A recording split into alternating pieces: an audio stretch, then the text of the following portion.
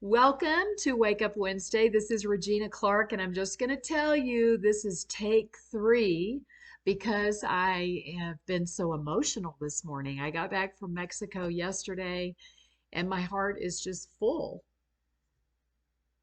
Okay, so I'm gonna try not to shut it down this time. Okay, so I want to share with you something that I was reading called Seeds of Devotion this morning. A man named Roger Butts. I heard him speak here locally, and I bought his book because I really loved what he had to say. And this morning, what I opened to, where I'm at in the book, is called "Where is God in All of That?"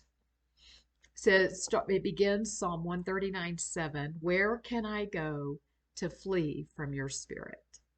And the idea, Psalm 139, is that we were knit together in our mother's womb, that if we made our bed in hell, that he would be there, that God is everywhere. Um, okay, so it says, when I think about the most important questions for anyone on a spiritual journey, I think of these questions. Who am I? What do I want?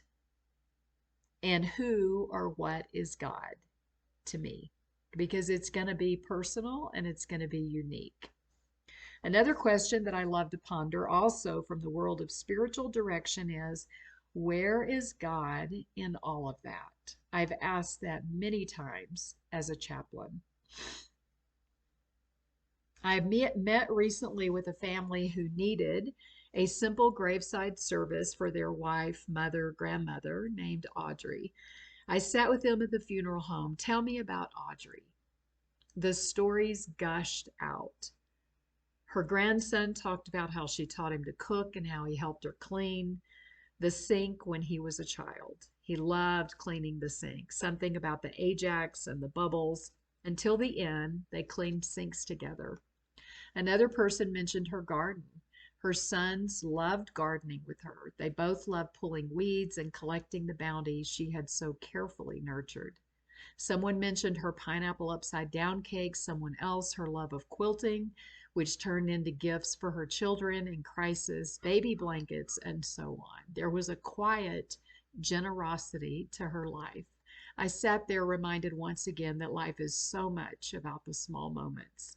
The sink and the pineapple upside down cakes and the simple garden. Where is God in all of that? So often we think it's the big things that folks will remember, the big accomplishments, the big promotions, and so on. But time and time again, listening to folks in the hospital or before the funeral, it is the sacred, quiet moments that endure and remain. God is in those moments, the sacred, quiet, simple things. So when I asked them what readings might be appropriate for her service, I was not surprised that all of them had to do with love. Her husband said he had found her Bible that she got at the First Presbyterian Church when she was 9 years old, 75 years ago. All the underlying parts had to do with loving yourself, loving your neighbor, and loving God. The making of the pineapple upside down cake or the stuffed shells or the carrots in your garden, they're all the ingredients of a holy, sacred life. God's in the cleaning of the sink, the quilting, and being together. Ah, I just thought that was so lovely, and I did. I recently learned of someone else that passed away, and it just brings these things up to reflect upon what matters in life, what's important. I have these flowers here, speaking of her gardening, um, that my husband had for me when I came home, and they just make me so happy. There's not a lot of color yet in Colorado Springs, and I was just in a place where it was abundant with color and warmth and flowers, and so these make me really happy. This is the small sacred things. So it goes on. There's a prayer. It says, let nothing disturb you. Let nothing frighten you. All things are passing away. God never changes. Patience obtains all things. Whoever has God lacks nothing.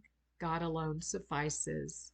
Amen. And this is attributed to Saint Teresa. And I know a lot of people have a lot of different takes and outlooks on life, who God is, what that means, spirit, energy, universe.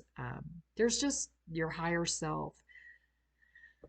So I think it's important to honor each person's own journey. And if I were born in a different time, a different place, a different culture, a different family, my view might be incredibly different. As a matter of fact, most likely it would be incredibly different. So I think we have to keep all those things in mind and just allow people to have their own experiences. At least that's my goal, and that's one of the things I want to be remembered for, that I was accepting, that I was kind, I was non-judgmental, and I was loving. So these are reflection questions.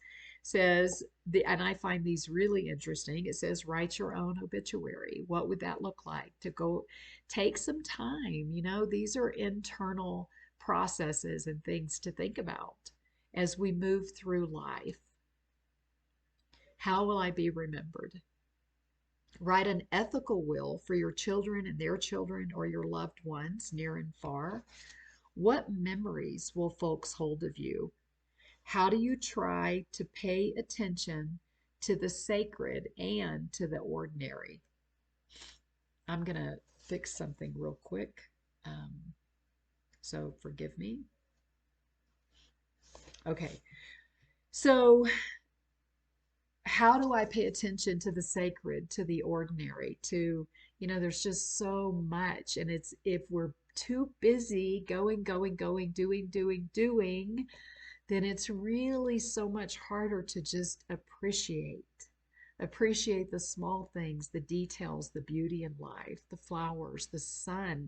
I've never been so enamored as I was on this trip with the position of the sun in the sky, the energy of the sun, the light, the gold rays, and how it brings life to our planet, and also the moon.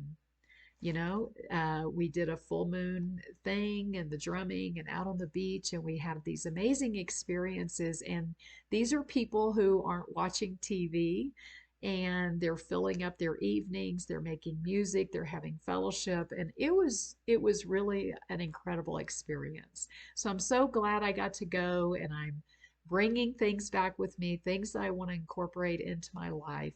And I hope that you'll take the time to think about some of these things and remember that your life is sacred, that you are special, and that you absolutely make a difference.